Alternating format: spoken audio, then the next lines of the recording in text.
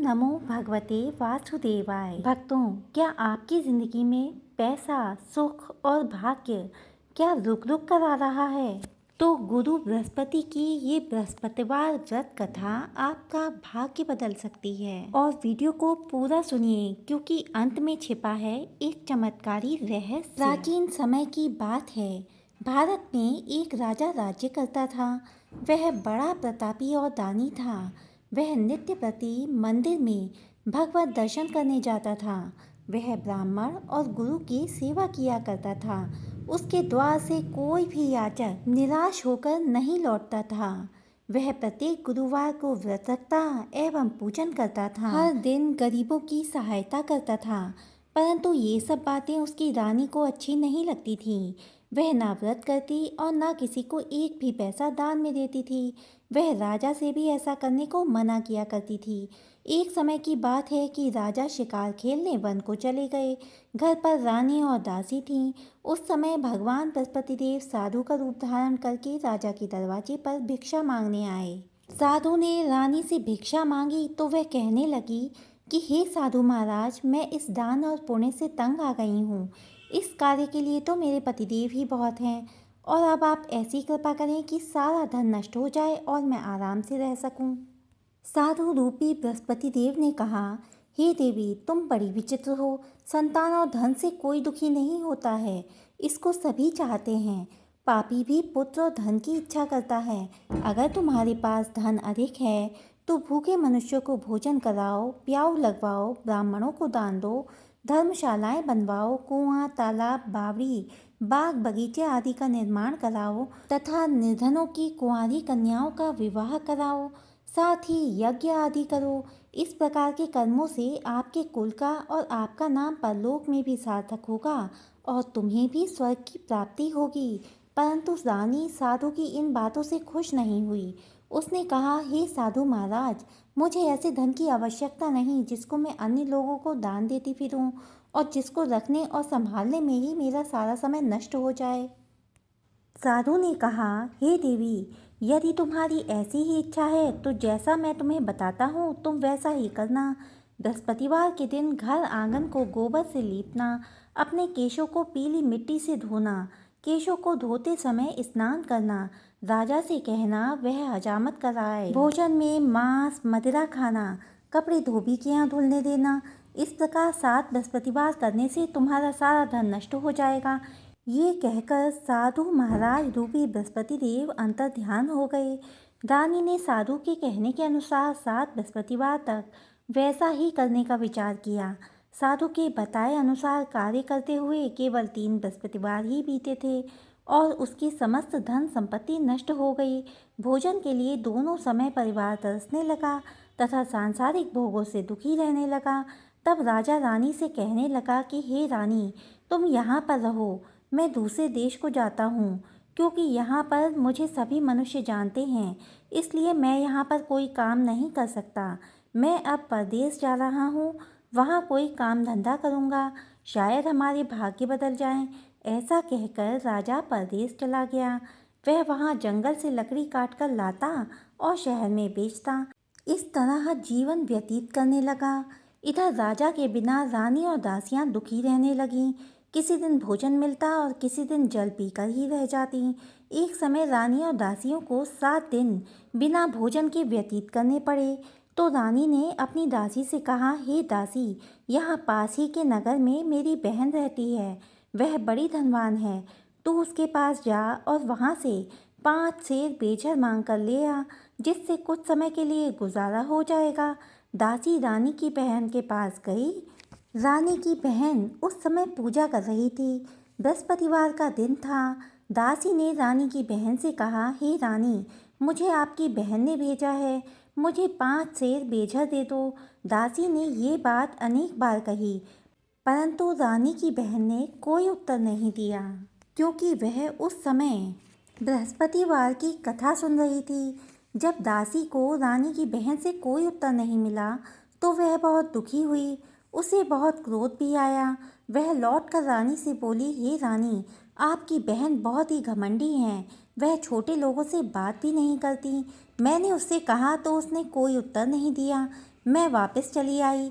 रानी बोली, हे दासी, इसमें उसका कोई दोष नहीं है। जब बुरे दिन आते हैं तब कोई सहारा नहीं देता। अच्छे बुरे का पता विपत्ति में ही लगता है। जो ईश्वर की इच्छा होगी वही होगा। यह सब हमारे भाग्य का दोष है। उधर रानी की बहन ने सोचा कि मेरी बहन की दासी आई थी, परंतु मैं उससे नहीं बोली, इससे वह बहुत दुखी हुई होगी।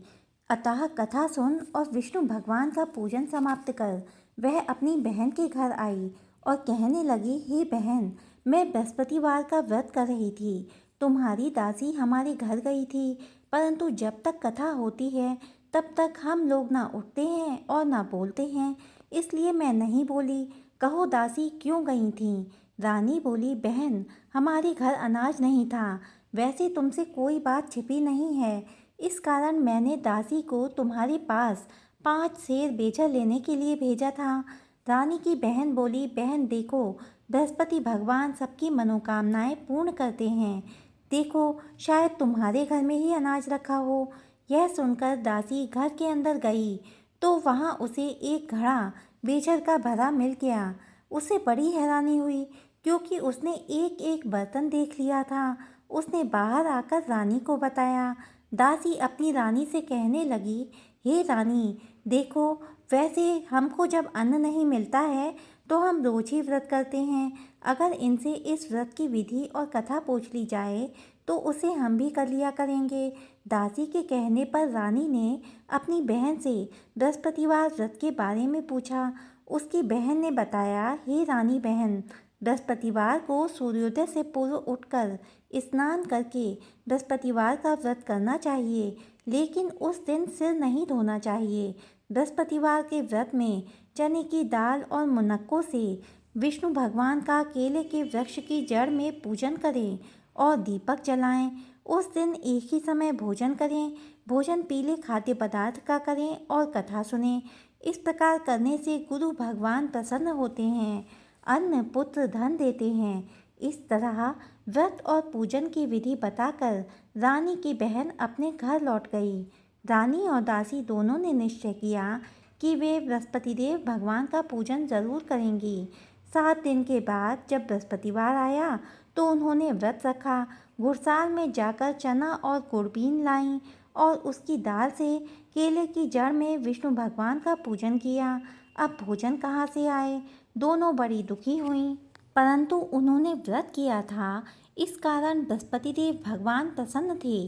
वे एक साधारण व्यक्ति के रूप में 2 थालों में सुंदर पीला भोजन लेकर आए और दासी को देकर बोले, हे दासी, यह भोजन तुम्हारे और रानी के लिए है, तुम दोनों करना। दासी भोजन पाकर बड़ी प्रसन्न हुई और रानी से बोली, रानी जी, भोजन कर लो। रानी को भोजन आने के बारे में कुछ पता नहीं था, इसलिए वह दासी से बोली, जा तू ही भोजन कर, क्योंकि तू व्यर्थ में हमारी हंसी उड़ाती है। दासी बोली, एक व्यक्ति अभी भोजन दे गया है। रानी कहने लगी, वह भोजन तेरे ही लिए दे गया है, तू ही भोजन कर। दासी ने कहा, वह व्यक्ति हम दोनों के लिए 2 थालों में भोजन दे गया है, इसलिए मैं और आप दोनों ही साथ साथ भोजन करेंगी। फिर दोनों ने गुरु भगवान को नमस्कार करके भोजन प्रारंभ किया। उसके बाद से वे प्रत्येक बृहस्पतिवार को गुरु भगवान का व्रत और पूजन करने लगीं। बृहस्पति भगवान की कृपा से उनके पास धन हो गया, परंतु रानी फिर पहले की तरह से आलस्य करने लगी। तब दासी बोली, देखो रानी, तुम पहले भी इस प्रकार आलस्य करती थीं। तुम्हें धन के रखने में कष्ट होता था, इस कारण सभी धन नष्ट हो गया। अब गुरु भगवान की कृपा से धन मिला है तो फिर तुम्हें आलस्य होता है। बड़ी मुसीबतों के बाद हमने यह धन पाया है, इसलिए हमें दान पुण्य करना चाहिए। तुम भूखे मनुष्यों को भोजन कराओ, प्याऊ लगवाओ, ब्राह्मणों को दान दो, कुआं, तालाब, बावड़ी आदि का निर्माण करवाओ, मंदिर पाठशाला बनवा कर दान दो, कुंवारी कन्याओं का विवाह करवाओ, धन को शुभ कार्यों में खर्च करो, जिससे तुम्हारे कुल का यश बढ़े तथा स्वर्ग प्राप्त हो और पितृ प्रसन्न हों। दासी की बात मानकर रानी ने इसी प्रकार के कर्म करने प्रारंभ कर दिए, जिससे उनका काफ़ी यश फैलने लगा। एक दिन रानी और दासी आपस में विचार करने लगीं कि न जाने राजा किस दशा में होंगे, उनकी कोई खोज खबर नहीं है। गुरु भगवान से उन्होंने प्रार्थना की और भगवान ने रात्रि में राजा को स्वप्न में कहा, हे राजा उठ, तेरी रानी तुझको याद करती है, अब अपने देश को लौट जा। राजा प्रातःकाल उठकर जंगल से लकड़ियां काटकर लाने के लिए जंगल की ओर चल पड़ा। जंगल से गुजरते हुए वह सोचने लगा कि रानी की गलती से कितने दुख भोगने पड़े। राजपाट छोड़कर उसे जंगल में आकर रहना पड़ा। जंगल से लकड़ियां काटकर उन्हें बेचकर गुजारा करना पड़ा। उसी समय उस जंगल में बृहस्पति देव एक साधु का रूप धारण करके आए और राजा के पास आकर बोले, हे लकड़हारे, तुम इस सुनसान जंगल में किस चिंता में बैठे हो, मुझे बतलाओ। यह सुन राजा के नेत्रों में जल भर आया और साधु की वंदना करके बोला, हे प्रभु, आप तो सब कुछ जानने वाले हैं। इतना कहकर राजा ने साधु को अपनी संपूर्ण कहानी सुना दी। महात्मा तो स्वभाव से ही दयालु होते हैं। वे राजा से बोले, हे राजा, तुम्हारी पत्नी ने बृहस्पति देव के प्रति अपराध किया था, जिसके कारण तुम्हारी यह दशा हुई है। अब तुम किसी प्रकार की चिंता मत करो, भगवान तुम्हें पहले से भी अधिक धन देंगे। देखो, तुम्हारी पत्नी ने बृहस्पतिवार का व्रत करना प्रारंभ कर दिया है। अब तुम भी बृहस्पतिवार का व्रत करके चने की दाल व गुड़ और जल को लोटे में डालकर केले के पत्ते से भगवान विष्णु का पूजन करो। फिर कथा कहो या सुनो, भगवान तुम्हारी सब कामनाओं को पूर्ण कर देंगे। साधु को प्रसन्न देखकर राजा बोला, हे प्रभु, मुझे लकड़ी बेचकर इतना पैसा भी नहीं बचता जिससे भोजन करने के उपरांत कुछ बचा सकूं। मैंने रात्रि में अपनी रानी को व्याकुल देखा है। मेरे पास कोई साधन नहीं है जिससे समाचार जान सकूं। फिर मैं बृहस्पतिवार की कौन सी कहानी कहूं या सुनूं, मुझको तो कुछ भी मालूम नहीं है। साधु ने कहा, हे राजा, तुम किसी बात की चिंता मत करो। बृहस्पतिवार के दिन तुम रोजाना की तरह लकड़ियां लेकर शहर में जाओ। तुम्हें रोज से दोगुना धन प्राप्त होगा, जिससे तुम भली भांति भोजन कर लोगे और बृहस्पति देव की पूजा का सामान भी आ जाएगा। बृहस्पति देव की कथा इस प्रकार है।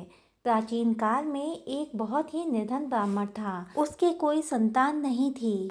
वह नित्य पूजा पाठ करता, परंतु उसकी स्त्री बहुत मलिनता के साथ रहती थी। वह ना स्नान करती थी और ना किसी देवता का पूजन करती थी। प्रातःकाल उठते ही सर्वप्रथम भोजन करती, बाद में कोई अन्य कार्य करती। ब्राह्मण देवता बहुत दुखी रहते थे। पत्नी को बहुत समझाते, किंतु उसका कोई परिणाम न निकलता।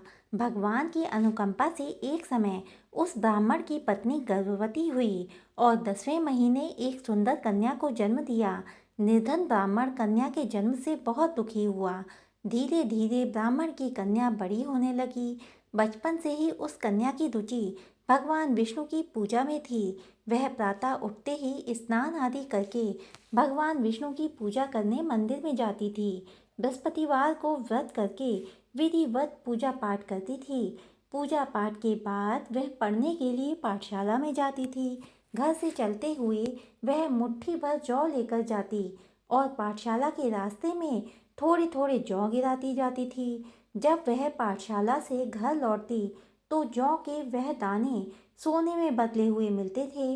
लड़की सभी सोने के दाने बीन लाती थी।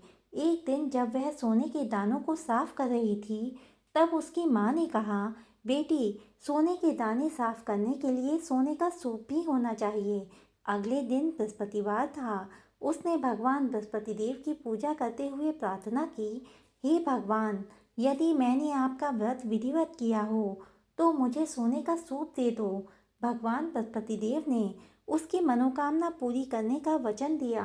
पाठशाला से लौटते समय उसे रास्ते में सोने का सूप पड़ा हुआ मिला।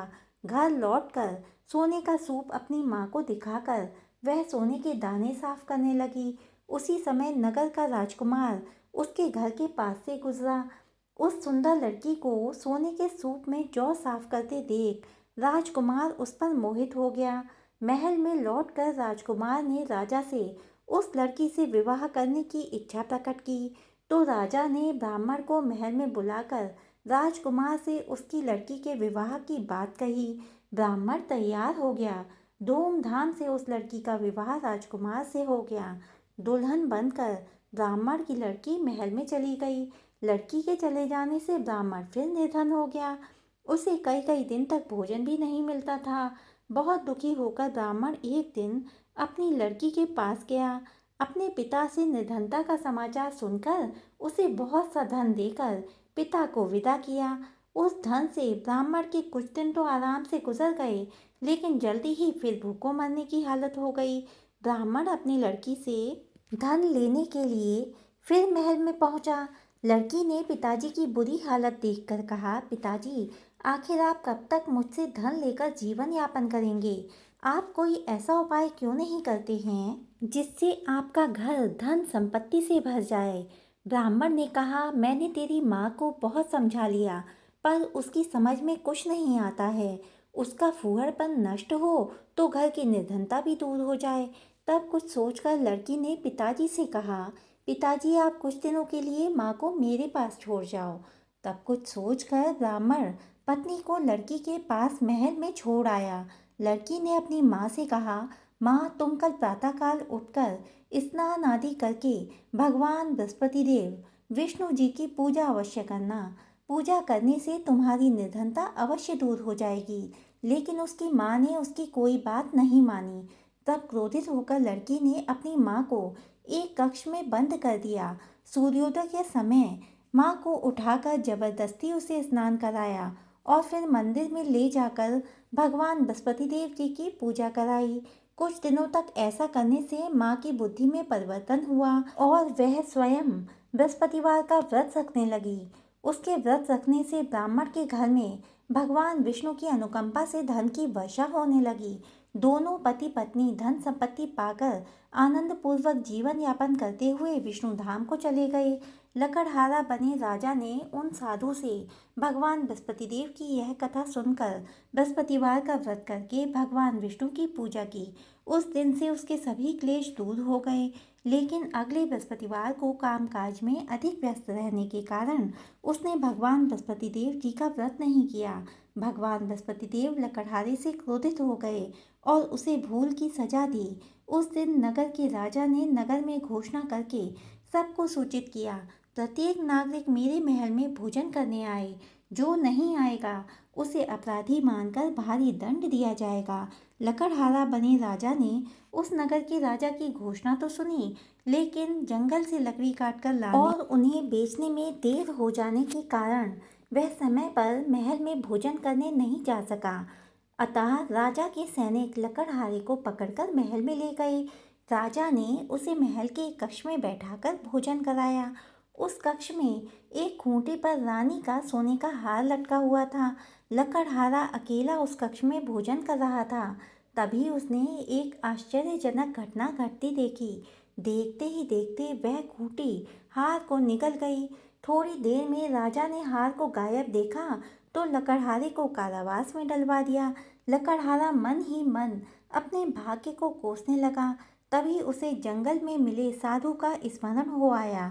थोड़ी देर में भगवान बृहस्पति देव सन्यासी के रूप में उसके सामने प्रकट हुए पूजा नहीं और कहा, इसी कारण तुम्हें कष्ट हुआ है, लेकिन अब तुम चिंता मत करो। बृहस्पतिवार के दिन कारागार के दरवाजे पर तुम्हें कुछ पैसे पड़े हुए मिलेंगे। उन पैसों से भगवान बृहस्पति देव का व्रत करके उनकी पूजा करोगे तो तुम्हारे सब दुख नष्ट हो जाएंगे।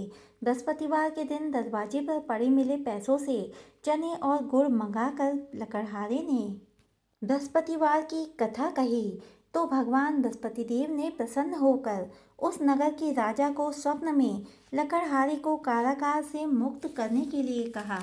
सुबह राजा ने अपने कक्ष में आकर देखा तो खूंटी पर रानी का हार टंगा हुआ था। राजा ने लकड़हारे को मुक्त कर दिया और उसे धन और आभूषण देकर विदा किया। लकड़हारा बना राजा उस नगर से चलकर अपने नगर में पहुंचा तो उस नगर में कुएं, धर्मशाला, बाग बगीचे देखकर बहुत प्रसन्न हुआ। राजा ने किसी से पूछा, ये कुएं, धर्मशालाएं किसने बनवाई हैं? सबने उसे बताया कि ये सब रानी और उसकी दासी ने बनवाए हैं। राजा महल में पहुंचा तो रानी ने उसका भव्य स्वागत किया। तब राजा ने निश्चय किया कि सप्ताह में एक बार तो सभी बृहस्पति देव का व्रत तथा पूजन करते हैं, परंतु मैं प्रतिदिन व्रत किया करूँगा तथा दिन में 3 बार कथा कहा करूँगा। अब राजा हर समय दुशाले में चने की दाल बांधे रहता और दिन में 3 बार बृहस्पति देव की कथा कहता। कुछ दिनों के बाद राजा को अपनी बहन की याद आई। एक दिन घोड़े पर सवार होकर राजा अपनी बहन से मिलने चल दिया। अभी राजा नगर के बाहर पहुंचा ही था कि उसने कुछ लोगों को एक शव को ले जाते हुए देखा। राजा को स्मरण हो आया कि आज उसने किसी को बृहस्पतिवार की व्रत कथा नहीं सुनाई है। राजा ने उन लोगों को रोक कर कहा, भाइयों, आप शव को ले जाने से पहले मुझसे बृहस्पतिवार की कथा सुन लें। लोगों ने राजा पर क्रोधित होते हुए कहा, तुम पागल तो नहीं हो? लेकिन कुछ बड़े बूढ़े लोगों ने कहा, अच्छा भाई, साथ में चलते चलते तुम अपनी कथा भी सुना लो। राजा ने चलते हुए आधी कथा ही सुनाई थी कि शव हिलने लगा। राजा की पूरी कथा सुनाते ही शव उठकर बैठ गया। लोगों ने हैरानी से दांतों तले उंगली दबाई और अगले बृहस्पतिवार से भगवान बृहस्पति देव का व्रत करने व कथा सुनने का निश्चय कर लिया। अब घोड़े पर सवार राजा चलते हुए एक किसान के पास पहुंचा। किसान अपने खेत में हल चला रहा था। राजा ने कहा, अरे भाई, मुझसे बृहस्पतिवार की कथा सुन लो। किसान झुंझला कर बोला, अरे भाई, देख नहीं रहे हो, जितनी देर तक तुम्हारी कथा सुनूंगा उतनी देर में तो पूरे खेत में हल चला लूंगा। राजा निराश होकर चलने लगा। तभी किसान के बैल लड़खड़ा कर जमीन पर जा गिरे। किसान के पेट में भी जोरों का दर्द होने लगा। उस किसान की पत्नी जब खाना लेकर आई तो उसने किसान से इस बारे में पूछा। किसान ने घुड़सवार की पूरी कहानी सुनाई। किसान की पत्नी दौड़ती हुई राजा के पास पहुंचकर हाथ जोड़कर बोली, भैया, मैं तुम्हारी कथा सुनने को तैयार हूँ। राजा ने उसके साथ खेत पर पहुंचकर बृहस्पतिवार की कथा सुनाई। तभी बैल उठकर खड़े हो गए। किसान के पेट का दर्द भी तुरंत ठीक हो गया। राजा अपनी बहन के घर पहुंचा तो उसकी बहुत आवभगत हुई। अगले दिन सुबह उठकर राजा ने देखा घर के सभी लोग भोजन कर रहे हैं। किसी भूखे को बृहस्पतिवार की कथा सुनाए बिना राजा भोजन नहीं करता था। उसने बहन से कहा, बहन, क्या घर में कोई ऐसा व्यक्ति है जिसने अभी तक भोजन न किया हो?